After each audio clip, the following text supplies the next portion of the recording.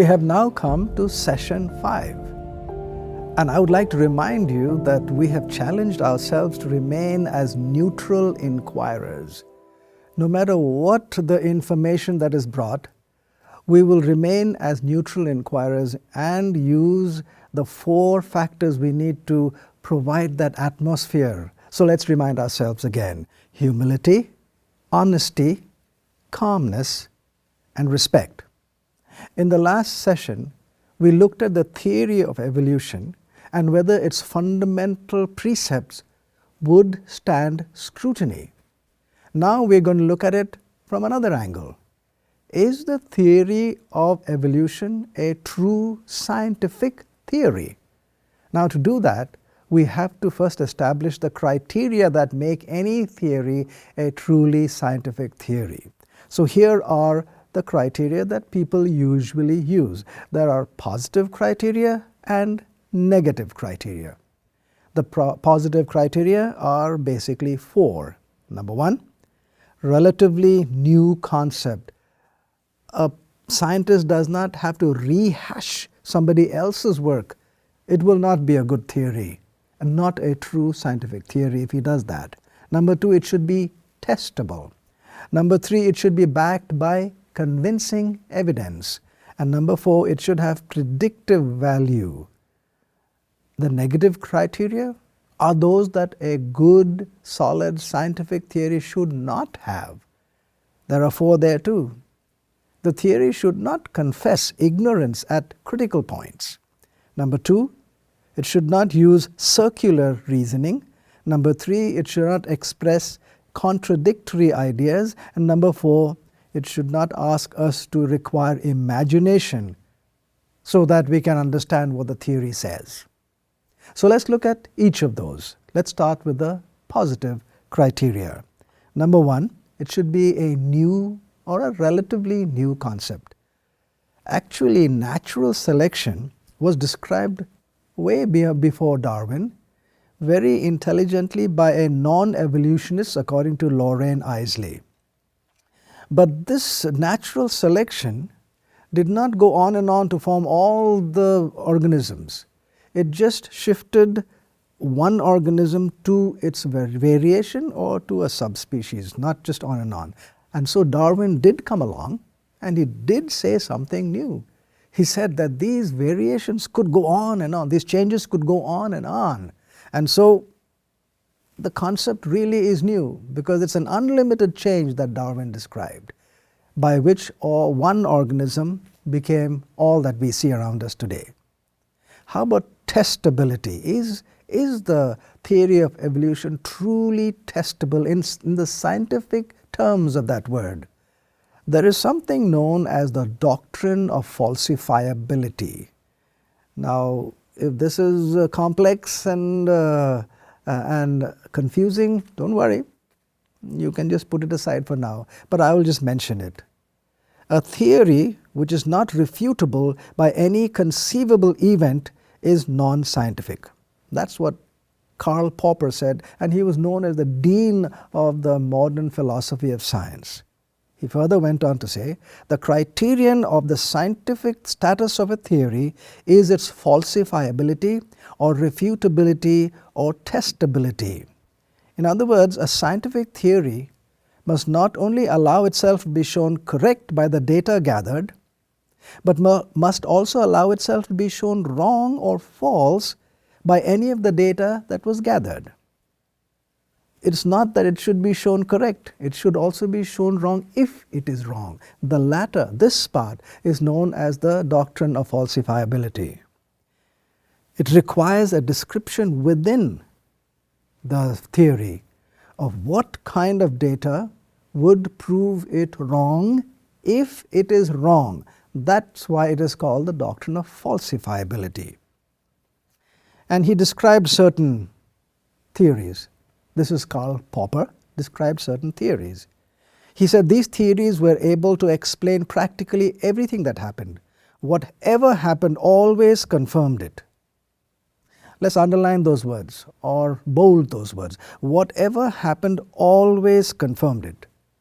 So now you might be a little confused. So let me tell you or give you an example of a testable theory and a non-testable theory. First, a testable theory. In simple words, if I said Mr. A is progressive, and we know why he's progressive, because see, when he goes forward, he's progressive. This theory can be tested because it can be shown true if he is going forward.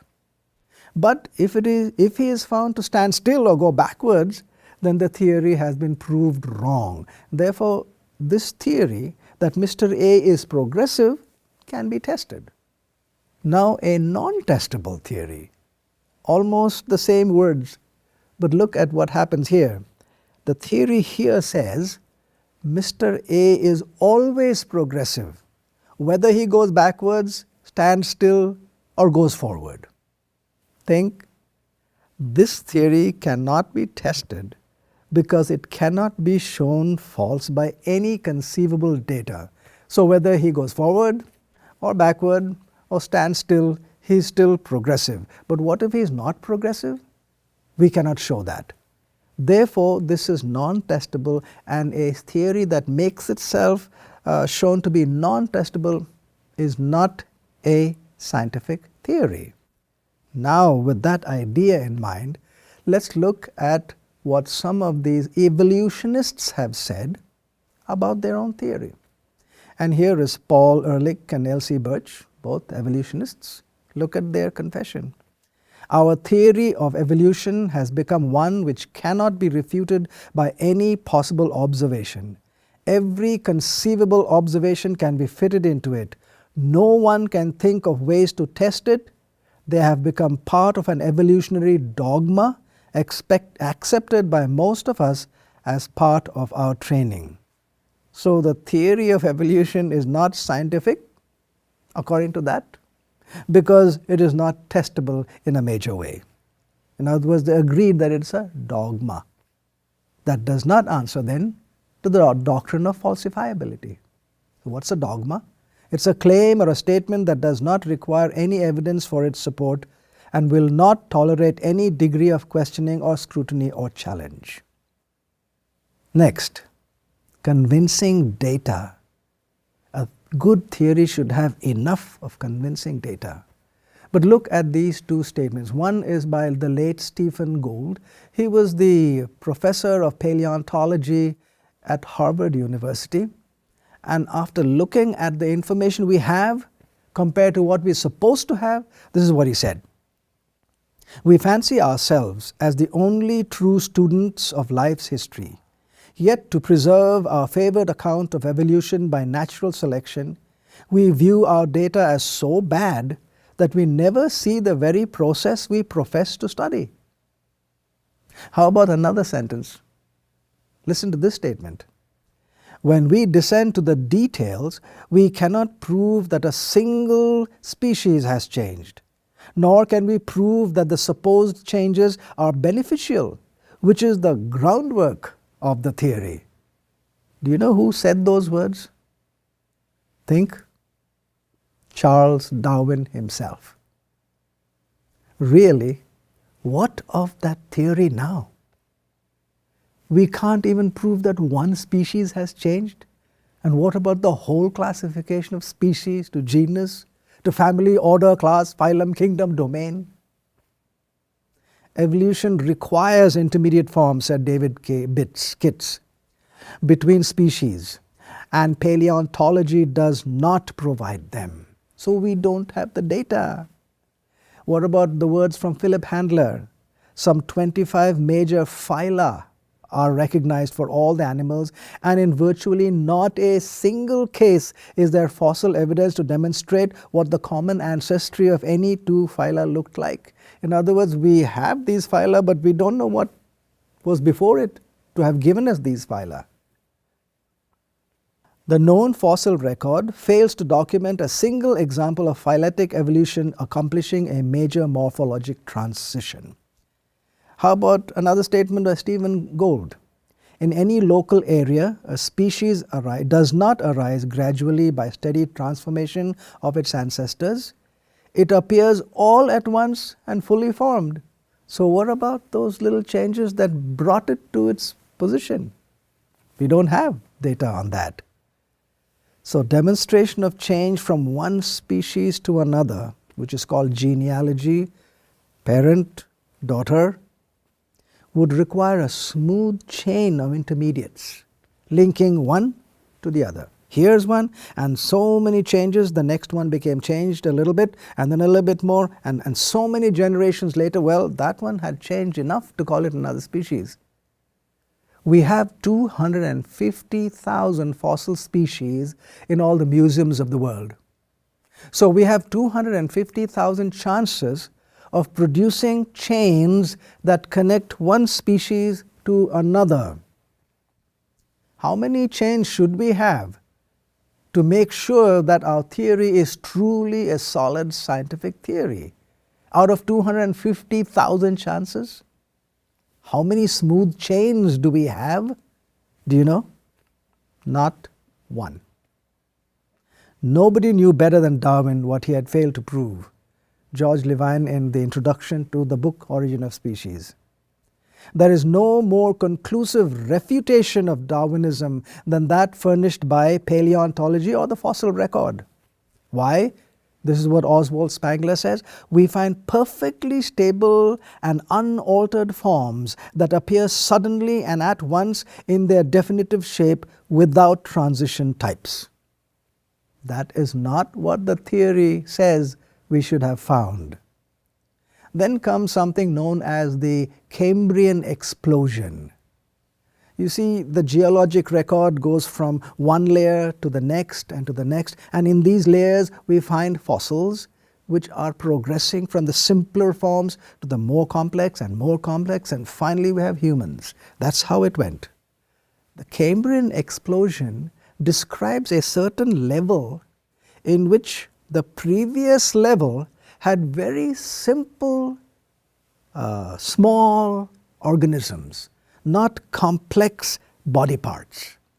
But suddenly, at the very next strata of the geologic column, we find a whole lot of phylum level organisms. Remember what I said phylum was? Way up there. Species, family, order, class, phylum. So without going through all of them, suddenly we find in this geologic strata a whole lot of phyla. Phyla, phylum level organisms. Look at what Roger Lewin said. Compared with the 30 or so extant phyla, that means those that we have here, some people estimate that the Cambrian explosion may have generated as many as 100. From a few to 100. And remember what we said about the classification? Look at that. Species, genus, family, order, class, and then phylum. The phylum level organisms in the Cambrian explosion came out of nowhere. Further, no new phylum has ever developed after the Cambrian explosion, which was supposed to have happened more than 500 million years ago. So Paul Chien says, more phyla in the very, very beginning than now exist. The whole thing turns out to be reversed. How about features of the actual data? Genetic changes are supposed to cause evolution, but lethal mutations, which are genetic changes, outnumber the ordinary ones, the visible ones, by 20 to 1. So anytime you have a good mutation, you have 20 bad ones. So which way are we going? Here's about what Herbert Nilsson said. It is therefore absolutely impossible to build current evolution on mutations or genetic changes or on recombinations, which are genetic changes too. How about the question of these changes being very, very small? By this theory of small changes, innumerable transition forms must have existed. Charles Darwin says the number of intermediates must be truly enormous. And in fact, George Levine, in describing that, says, Darwin's world, there are no permanent boundaries, and virtually every organism varies through time. He sets everything from rocks to barnacles to birds and trees in motion. In other words, this is what Oswald Spengler says. there ought to be merely transition types. That's why he had said his earlier statement, there is no more conclusive refutation of Darwinism than that furnished by paleontology. There ought to be merely transitional types, no definition, no species. Instead of this, we find perfectly stable forms that appear suddenly and at once in their definitive shape and do not thereafter evolve toward better adaptation. How about the real bits of information we now have? The fruit fly, whose geographical, biotypical, urban and rural types are now known inside out, seems not to have changed since the remotest times. Coelacanths, a type of fish, have undergone little change in 300 million years. Paradoxically, says Richard Goldsmith, all orders or families known appear suddenly and without any apparent transition. New species almost always appeared suddenly with no intermediate links to the ancestors. So the suddenness doesn't jive with the gradual picture that it's supposed to have shown. How about the fact that the changes were accumulated? Remember, we said one small change, and they went on for a little while, and another small change added to that. So now we have 2 changes, and 3 and 4, and by the time 100 changes come there, we have shifted from this species to another.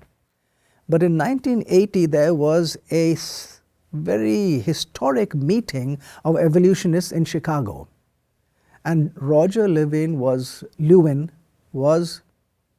one of the scientists' reporters. Look at his words. The central question of the Chicago conference was whether the mechanics underlying microevolution, which is the change from species just to subspecies, can be extrapolated or pulled out to explain the phenomenon of macroevolution, meaning species to genus to family, order, class, phylum, kingdom. At the risk of doing violence to the positions of some at the meeting, the answer can be given as a clear no. In other words, changes do not accumulate. And this is echoed by Francisco Ayala, who is a well-known evolutionist. This is what he says: I am now convinced from what the paleontologists, those who study fossils, say, that changes do not accumulate. How about the claim that the changes are for the better? Genetic changes do not improve organisms. Mutants, or those that have those changes, are deleterious to their carriers. In other words, those changes affect adversely. That's what the next statement says. Mutations or genetic changes invariably affect adversely. And Pierre-Paul Grassi says, mutations do not produce any kind of evolution. So fact-wise, data-wise, we are having a difficult time. How about whether there is predictive value? Here's a prediction made by Charles Darwin. No organism wholly soft can be preserved. But what do the observations show? This is a recent statement by Hagdorn. Thousands of jellyfish, totally soft-bodied, many bigger than a dinner plate, are found in at least 7 different horizons of sandstone. And so David Raup, the dean of the Museum of Natural History in Chicago, says the predictive or postdictive power of the theory is almost nil. Wow. Doesn't look like the positive criteria have been met. How about the negative criteria? Ignorance. No good scientific theory should say, I don't know. But look at Charles Darwin's own words. Our profound ignorance, he says. We know nothing about the origin of history of any of our domestic breeds. And yet that is the basis of him providing the theory of evolution when he looked at domestic breeds. And he says, we know nothing. How about his next statement? Vertebrates have descended from an ancient prototype of which we know nothing. Then how do we know we came from there if we know nothing of that? Errol White says this: lungfishes have their origins firmly based in nothing. I have often thought how little I should like to have to provide organic evolution in a court of law. And he is the president of the Linnean Society in London. That's a big evolutionary society. Circular reasoning. What is circular reasoning? It's like this. I am telling you the truth. And when you ask me, how do I know you are telling me the truth? My answer is, because I'm telling you. In other words, the place of the information is also the place of the confirmation of the information. That is circular reasoning. Look at this statement of Charles Darwin. Based on the theory of natural selection, all living species have been connected with the parent species of each genus. But connection of parent and species to daughter species is the theory of evolution. So based on the theory, his theory is correct. How about the next one? Based on the theory of descent, these characters have been inherited from a common ancestor. But ancestral factors that are gone over to the next generation is the theory. So based on the theory is correct. It would be, wouldn't it? So Agar says, we land ourselves immediately in an impossible circular argument. By making our explanation into the definition of the condition to be explained, we express not scientific hypothesis but belief.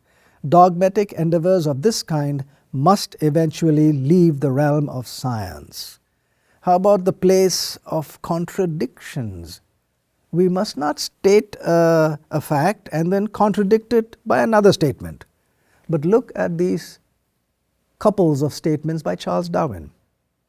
We never know the exact character of the common ancestor. And yet, another statement, we may feel sure that these characters have been inherited from a common ancestor. How can you be sure of what you never know? It is contradictory. Here's another one. The fossil evidence does not afford plain evidence of gradation. That means small changes. And yet another statement, geology, which is the fossil record, plainly declares that all species have changed in the manner which my theory requires. I don't think facts can plainly declare what it cannot show. Number 4, the question of imagination. These again are the words of Charles Darwin. It is good thus to try in our imagination to give any form some advantage over another. In other words, the advantage is not really seen, it's not really there in the data. We must supply that with our imagination. Here's another sentence. We have only to suppose their common progenitor. Why should we have to suppose? Because it is not there in the data. And once we suppose, then natural selection will account for the infinite diversity. George Levine, in the introduction to The Origin of Species, says, Darwin's imagination and his science, his imaginative science. So a lot of that is really imagination that we are supposed to use. But really, which scientific theory leans on imagination? No, scientific theories set themselves strongly on data that can be collected and that can be analyzed. So the theory of evolution does not have any of the positive criteria that a good scientific theory should have. On the contrary, it possesses all the negative criteria that a good scientific theory should not have. So it can be proposed as an idea or a proposition, but not as fact. So, we have already agreed that natural selection is a real phenomenon.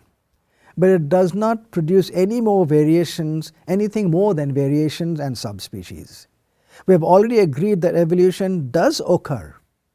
The word evolution, yes, it does occur, but it's a limited process in that species do form variations and subspecies. But the theory of evolution, which states that the changes were unlimited and involve the entire spectrum of biological classification, is highly suspect today. So, the theory of evolution really is not science, but is actually history. It's a historical construct that is thrust onto the biology of science. But it is so bad history that nobody would teach it as history in a reputable school or university. So, the theory of evolution fails as science, flops as history. And for it to rise any higher than mere speculation, here are the words of Murray Eden. It must await the discovery of new natural laws, physical, physico-chemical, and biological. Look at the title of his paper, Inadequacies of Neo-Darwinism as a Scientific Theory. So, what are we looking at? We have looked at the fundamental claims of the theory. We've looked at whether the theory can really meet the criteria of a good scientific theory, and it seems to have failed in both. Therefore, the second proposition we had made earlier, and which is more reasonable because of the information we have in our hands today, and the second proposition was this: if the theory of evolution is not scientific, then nature and its study could endorse the claim that God is essential and does in fact exist. What we are saying is that we must go where the argument leads, according to Socrates quoted by Plato. We will meet again at the next session. If you have enjoyed this presentation with Dr. Subodh Pandit and wish to watch more of this unique 13-part series for free online, visit the website godfactorfiction.com. That's godfactorfiction.com. If you would like to order this fascinating series on DVD, it is now available from Whitehorse Media. To order from within the U.S., call 1-800-782-4253. Dr. Subodh Pandit has written 2 eye-opening books entitled Come Search With Me, Does God Really Exist? And Come Search With Me, The Weight of Evidence, which further explore the topics of evolution, theism, atheism, and religion. To order these books from within the U.S., call 1-800-782-4253.